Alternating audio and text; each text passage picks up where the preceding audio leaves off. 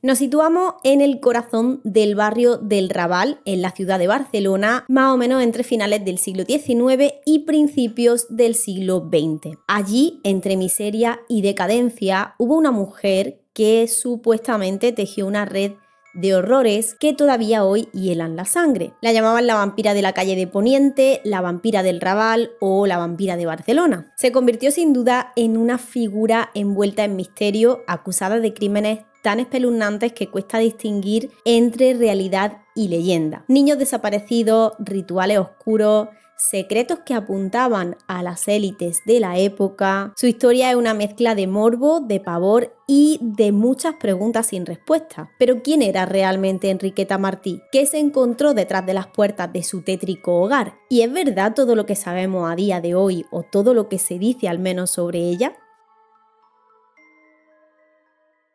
Si te gustan este tipo de temas, te invito a que te suscribas al canal y a que actives las notificaciones porque subimos vídeos sobre historia y cultura en general. Ponte cómodo, dale a like porque este vídeo te va a encantar y te aseguro que va a cambiar la forma en la que ves a este personaje de la vampira de Barcelona y seguro que vas a aprender bastantes cosas sobre ella que no sabía. Por cierto, me he cortado el pelo y lo odio, así que cada like es una oración para que me crezca más rápido, por fin.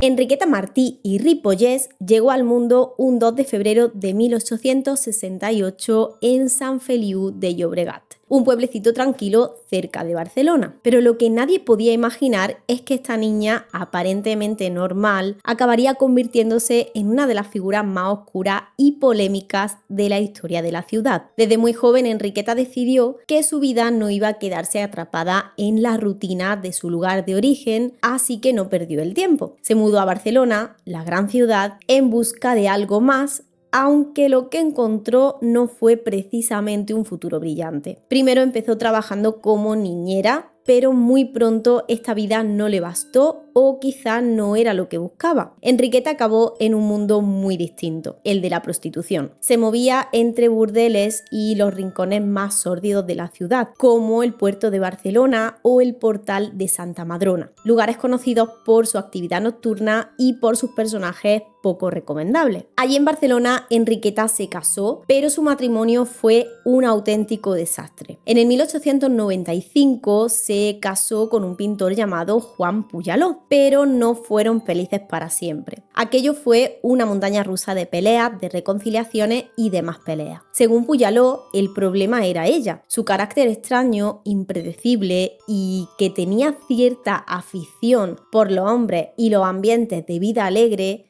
Eso era el problema. Vamos, que ni siquiera el matrimonio consiguió apartarla de los burdeles ni de los lugares más turbios de la ciudad. Se separaron varias veces, 6 para ser exactos, y al final nunca tuvieron hijos.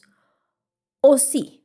Bueno, a esto vamos a llegar más adelante. Enriqueta Martí vivía dos vidas completamente opuestas, como si fueran dos personas en una. Durante el día era una mendiga más. Se paseaba por las calles con ropa hecha harapos, pidiendo limosna en conventos, en parroquias, en casas de caridad. Una figura humilde, insignificante, que nadie miraría dos veces. Pero cuando caía la noche, todo cambiaba. Enriqueta dejaba los trapos y se transformaba en alguien completamente diferente. Se vestía con ropa lujosa, se colocaba sombreros extravagantes y pelucas llamativas y aparecía en los lugares más exclusivos de la alta sociedad barcelonesa. Imagínate verla en el Teatro del Liceo o en el Casino de la Rabasada, codeándose con lo más selecto de la ciudad. Pero Enriqueta no estaba ahí solo para pasearse o para disfrutar del ambiente. Ella tenía un propósito. Aunque en muchos sitios esto no se dice abiertamente, todo apunta a que en esos lugares ofrecía algo. Y ese algo eran niños. En el 1909 su doble vida llegó a un punto crítico. La policía la detuvo en su piso de la calle Minerva y no la encontraron sola. Junto a ella arrestaron a un joven de familia acomodada. Pero a pesar de las acusaciones y de lo que todos sabían o sospechaban, Enriqueta al final salió bien parada. ¿Cómo? Pues por los contactos que tenía. Ella había hecho amigos en lugares importantes, gente con poder e influencia que aparentemente, y en esto entraremos también más adelante, contrataban sus servicios. Servicios que, bueno, ya sabréis a lo que me refiero. Ni siquiera hubo juicio, es como que todo desapareció por arte de magia, se quedó enterrado entre papeles, entre burocracia y bueno, se hizo un silencio que parecía ser bastante conveniente. Nadie habló más del asunto, todo quedó en el olvido, pero aunque las autoridades intentaron hacer como si nada hubiera pasado, la historia de Enriqueta Martí ya había dejado su huella. Y lo peor de todo es que este no sería su último escándalo, porque esto era solo el principio. Se dice que aunque Enriqueta iba por las calles mendigando, realmente no lo hacía porque lo necesitara. Y bueno, sobre esto podéis formar vuestra propia opinión cuando termine de contaros toda la historia. Dicen que tenía suficiente dinero para vivir sin preocuparse, pero que esa imagen de pobre era su fachada. El dinero lo sacaba, además de su trabajo como proxeneta, dedicándose también a algo que en su momento le daba bastante prestigio, y es que era curandera. La gente, especialmente la gente de clase alta, confiaba en ella para preparar ungüentos, pomadas, filtros, cataplasmas y pociones. Decían que era especialmente buena tratando la tuberculosis, una enfermedad que aterrorizaba a todo el mundo en aquella época, además de otros males que la medicina tradicional no podía curar. Y aquí viene la parte más siniestra, porque los rumores sobre sus remedios son algo espeluznante y es por lo que más se la conoce. Se decía que los ingredientes de estos productos venían de restos humanos. Según los testimonios, Enriqueta usaba grasa, sangre, cabello, incluso huesos de los niños que secuestraba y que ofrecía. Los huesos los molía hasta convertirlos en polvo y con eso pues se aseguraba de no dejar rastro. Lo más perturbador de todo esto es que gracias a esos remedios Enriqueta tenía clientes importantes, gente rica que pagaba grandes sumas de dinero por estas curas milagrosas, y esto también le facilitaba, al parecer, pues deshacerse de los cuerpos sin levantar demasiadas sospechas. Pero bueno, vayamos al punto crítico y cuando todo se destapa, por así decirlo. El 10 de febrero de 1912, Enriqueta Martí hizo algo que cambiaría todo. Secuestró a Teresita Guitart Congost. El caso fue un escándalo. Todo el mundo salió a buscar a la pequeña y esta vez la indignación fue enorme. La gente estaba harta porque este no era el primer caso de niños desaparecidos y quedaba claro que el miedo de la familia no era ninguna paranoia. Los rumores de secuestros infantiles eran muy reales y las autoridades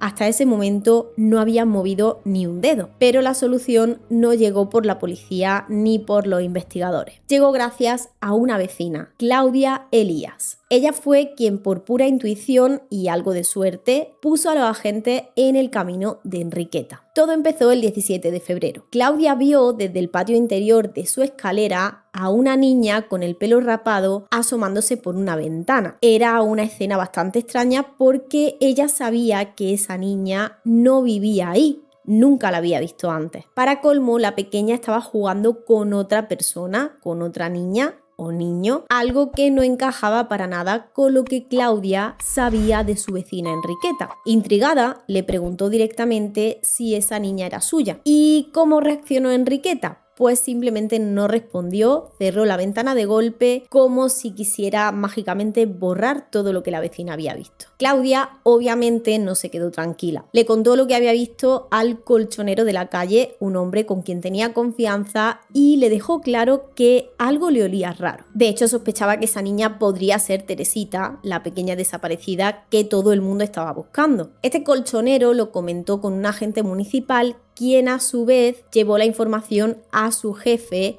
el brigada Ribot. Y así la policía finalmente tuvo una pista concreta. Lo que encontrarían después en ese piso de la calle de Poniente es algo que pone los pelos de punta. El 27 de febrero los policías finalmente dieron el paso decisivo para enfrentarse a Enriqueta Martí. La excusa, aunque suena absurda, fue una denuncia por algo tan simple como tener gallina en el piso. Eso era lo que le hicieron creer. Con esta justificación, el brigada Ribot y 2 agentes más fueron a buscarla. La encontraron y le informaron de la denuncia. Enriqueta, sorprendentemente, no se resistió se mostró tranquila, incluso sorprendida, como si no entendiera muy bien de qué iba la cosa. Cuando llegaron a su piso y los policías entraron, se encontraron con algo que no esperaban, con dos niñas. Una era Teresita, la niña desaparecida, y la otra una niña que decía llamarse Angelita y que aseguraba ser hija de Enriqueta, aunque esta versión acabaría siendo cuestionada más adelante. Lo que contó Teresita sobre su secuestro es que todo empezó de una manera inocente. Ella se había alejado un momento de su madre y Enriqueta la abordó con una promesa por la que cualquier niño caería: caramelos. Pero cuando Teresita se dio cuenta de que se la estaba llevando demasiado lejos de su casa, intentó regresar. Enriqueta entonces la cubrió con un trapo negro, la agarró con fuerza y la arrastró hasta su piso. Ahí fue cuando comenzó el horror. Lo primero que hizo fue cortarle el pelo y cambiarle el nombre. Desde ese momento le dijo que ya no era Teresita, sino que ahora se llamaba Felicidad. Además, le dejó claro que ya no tenía padres, que ella siempre sería su madrastra y que debía llamarla así si salían a la calle. La niña vivió días de auténtico terror. La alimentaban mal, apenas con patata y con pan duro. No le pegaba, pero sí que dijo que la pellizcaba y le prohibió rotundamente asomarse a las ventanas y a los balcones. Algo que claramente no obedeció del todo y menos mal, porque si no a lo mejor no la habrían encontrado. Teresita también contó que Enriqueta solía dejarla a solas a ella y a Angelita. Un día las niñas decidieron explorar las habitaciones a las que tenían estrictamente prohibido entrar y lo que encontraron fue espantoso. En un rincón había un saco lleno de ropa infantil manchada de sangre. También encontraron un cuchillo de deshuesar igualmente ensangrentado. Imagínate el miedo que debieron de sentir. Pero lo peor era saber que no podían escapar. Durante todo su secuestro, Teresita nunca salió del piso. Cuando la policía la encontró, fue devuelta a sus padres después de dar su declaración. Una declaración que reveló la magnitud del horror que Enriqueta Martí escondía detrás de esas puertas cerradas. Cuando Enriqueta fue interrogada sobre Teresita, dijo que había encontrado a la niña perdida y famélica en la ronda de San Pablo, el día antes de su detención. Pero claro, su vecina, Claudia Elías, rápidamente desmintió esta versión, ya que Claudia había visto a Teresita en su casa día antes de la detención. Así que la historia de Enriqueta se vino abajo. Pero después, Angelita, la otra niña, dijo que antes de que llegara Teresita había otro niño en la casa, un niño pequeño de unos 5 años llamado Pepito. Angelita dijo que había sido testigo de algo que nunca olvidaría. Dijo haber visto cómo Enriqueta mataba a Pepito en la mesa de la cocina. La niña estaba tan aterrorizada que cuando se dio cuenta de que Enriqueta no la había visto, corrió a esconderse en la cama y se hizo la dormida. Y la cosa no quedó ahí porque la identidad de Angelita también se volvió un misterio. La niña no sabía su apellido y aseguraba ser hija de Enriqueta, pero decía también que su padre se llamaba Juan, aunque nunca lo había visto. Juan era el nombre del marido de Enriqueta, pero puede ser que la niña dijera que su padre se llamaba así porque Enriqueta se lo había dicho. Enriqueta mantenía que Angelita era su hija, pero entre las declaraciones y algunos detalles que no cuadraban, y el hecho de que había secuestrado a otra niña y que también supuestamente había tenido a otro niño en el piso antes, pues los agentes empezaron a sospechar. Juan Puyalot, el marido de Enriqueta, también declaró y entonces las piezas del rompecabezas empezaron a encajar. Dijo que hacía 5 años que no vivía con Enriqueta, que no tenían hijos, al menos no los habían tenido, que él supiera, y que no tenía ni idea de dónde había salido Angelita. Explicó que Enriqueta ya le había mentido antes con historias de embarazos falsos y de partos inventados. Como si fuera poco, al parecer un examen médico confirmó que Enriqueta nunca había tenido hijos y nunca había dado a luz. Y en un momento de desesperación, Enriqueta terminó confesando que cuando su cuñada María Puyaló había tenido un hijo, ella le había mentido, haciéndole creer que el bebé había muerto para quedarse con él. No se sabe si esto es cierto, pero es que hay muchísimas preguntas sin respuesta en el caso de Enriqueta Martí. Lo que se fue destapando con cada testimonio y con cada declaración era cada vez más macabro. Y la red de mentiras de Enriqueta parecía no tener fin. La verdad detrás de su fachada de madre y de curandera se desmoronaba y lo que quedaba parecía ser solo un monstruo. La policía no se quedó con la primera inspección, así que decidieron volver al piso. Y en esta segunda búsqueda encontraron ese saco del que las niñas habían hablado, este que tenía ropa de niños llena de sangre. Pero eso no fue todo, porque en otro saco, además de ropa sucia, encontraron huesos humanos que parecían de niños, al menos de tamaño pequeño. Lo peor llegó cuando entraron en una habitación que estaba cerrada con llave. Ahí lo que encontraron fue un verdadero horror, porque al parecer había unas 50 jarras, botes y palanganas con restos humanos en conservación. Había grasa que estaba como convertida en manteca, sangre coagulada, cabello, manos de esqueleto y polvo de huesos. Para colmo también había botes con las famosas pociones y ungüentos y pomadas que Enriqueta vendía listos para salir al mercado. Todo ese material, por supuesto, venía de algo mucho más siniestro que unas simples hierbas medicinales. La macabra verdad sobre sus remedios era mucho más escalofriante de lo que cualquiera hubiera imaginado. Cuando le preguntaron por Pepito, Enriqueta no se anduvo con rodeos. Dijo que ese niño ya no estaba con ella, que lo había mandado al campo porque el niño se había puesto enfermo. Enriqueta insistió en que Pepito había llegado a sus manos porque una familia se lo había confiado, como si fuera una especie de favor. Pero nadie había visto ni había oído hablar de esta familia y las cosas no cuadraban. Tanto Angelita como la vecina ya habían confirmado que el niño estaba en la casa, así que ahí la mentira otra vez se empezó a desmoronar. Y cuando encontraron todas estas cosas tan macabras, la excusa de Enriqueta se desplomó. Cuando le preguntaron por los restos humanos y por las extrañas pociones y ungüentos que tenía en su piso, Enriqueta no sabía muy bien qué decir. Al principio intentó escurrir el bulto argumentando que estaba haciendo estudios de anatomía humana, pero los forenses ya le habían desmontado esta historia porque los huesos habían sido sometidos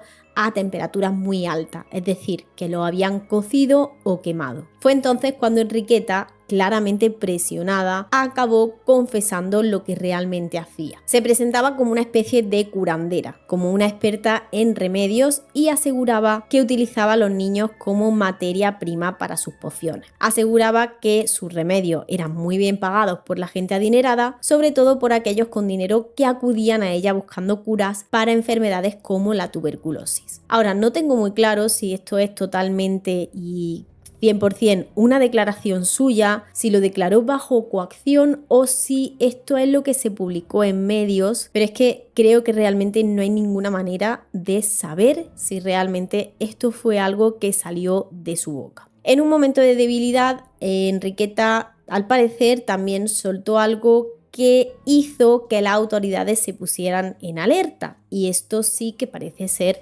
real. Y es que sugirió que revisaran las casas de algunas calles de Barcelona, incluso su casa familiar en Sant Feliu de Llobregat. Ya sabía que estaba condenada, así que en un intento de salvar algo de su vida, quiso poner a la policía sobre la pista de los lugares donde se podían encontrar más pruebas de sus crímenes. Sin embargo, y para sorpresa de todos, no reveló ningún nombre de los clientes. Las investigaciones continuaron y lo que se encontró en esos registros fue algo escalofriante. En uno de los pisos, en la calle Talleres, en otro, en la calle Picalqués, incluso en una casita en Sants, se encontraron también restos humanos. Algunos estaban escondidos en paredes falsas, en techos y en el jardín de las casas de la calle Juegos Florales se encontró una calavera de un niño de unos 3 años. Además, los restos correspondían a niños de 3, 6 y 8 años y algunos tenían todavía prendas de ropa como calcetines zurcidos, lo que daba a entender que Enriqueta había secuestrado niños de familias extremadamente pobres. Cuando la policía registró el piso de Poniente, se encontró con una lista con nombres de familias y personalidades de Barcelona. Esto causó un gran revuelo. La gente pensó que era la lista de clientes ricos de Enriqueta. Se desató el pánico y la policía intentó que no saliera a la luz. Pero el rumor ya estaba en las calles y la gente se imaginaba que todos estos grandes nombres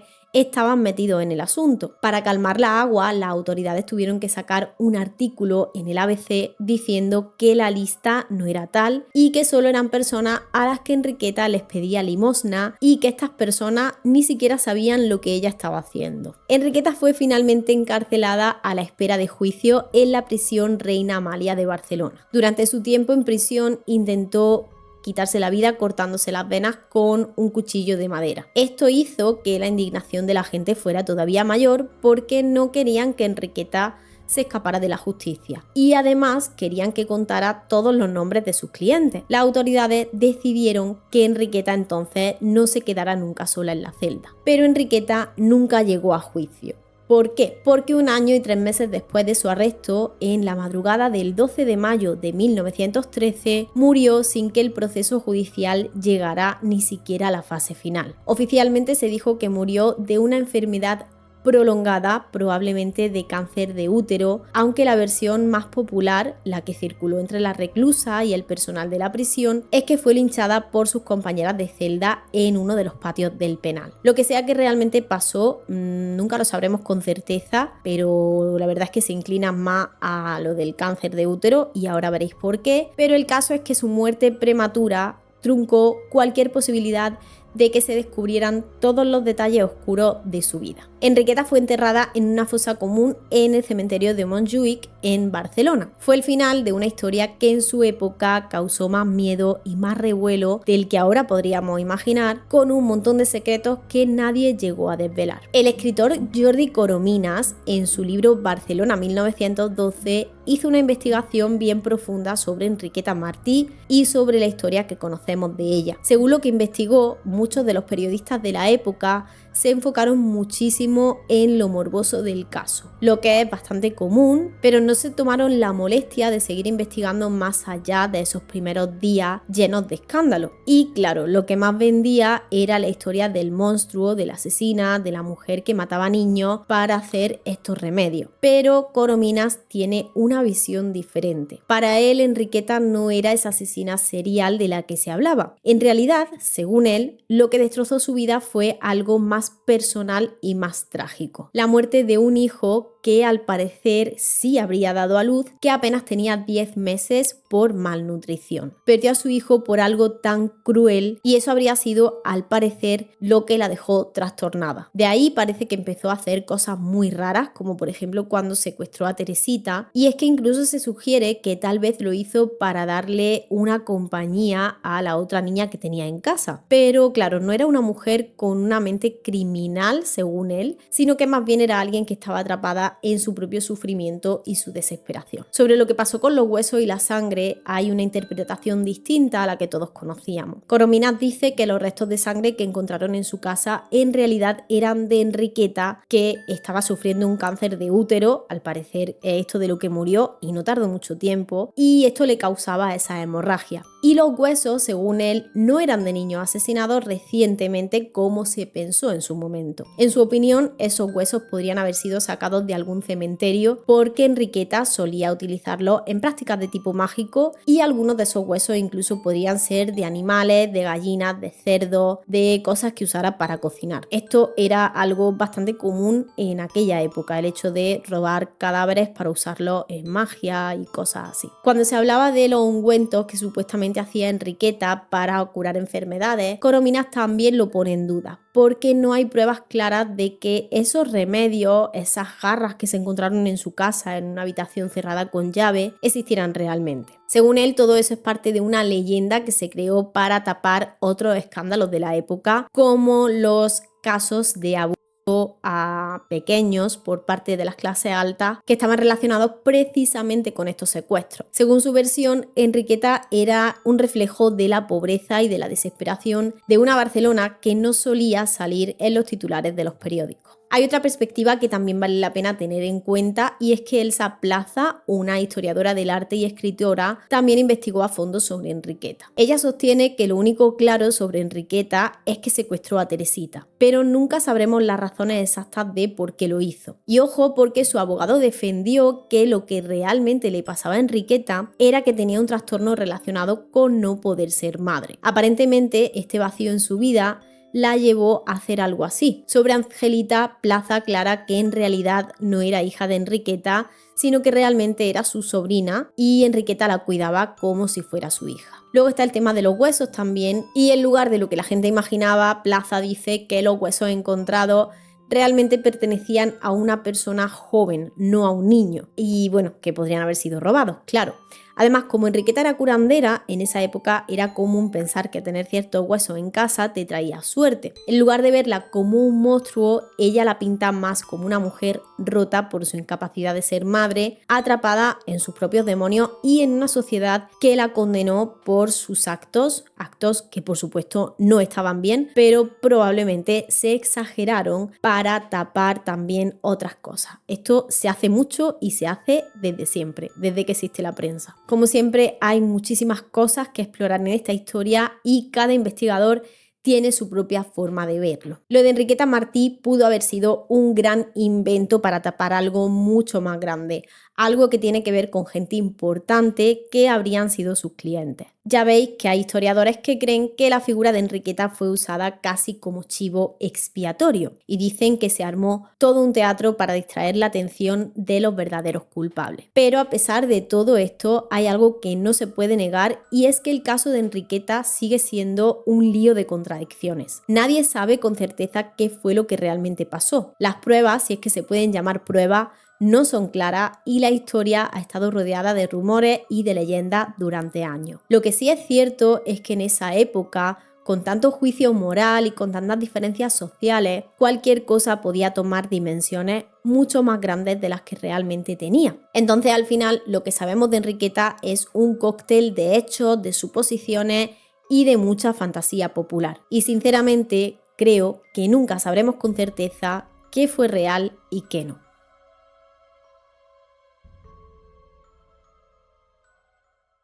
Pues eso ha sido todo por el vídeo de hoy. Muchas gracias a los miembros del canal por apoyarnos de esa manera. Gracias a ti por ver este vídeo y déjame en los comentarios qué te ha sorprendido sobre Enriqueta Martí y si no conocías este lado de la historia de la vampira de Barcelona. Si no sabes qué comentar, déjame este emoticono de aquí en los comentarios y yo te responderé tan rápido como pueda. Y sin nada más que decir, nos vemos en la próxima. Chao.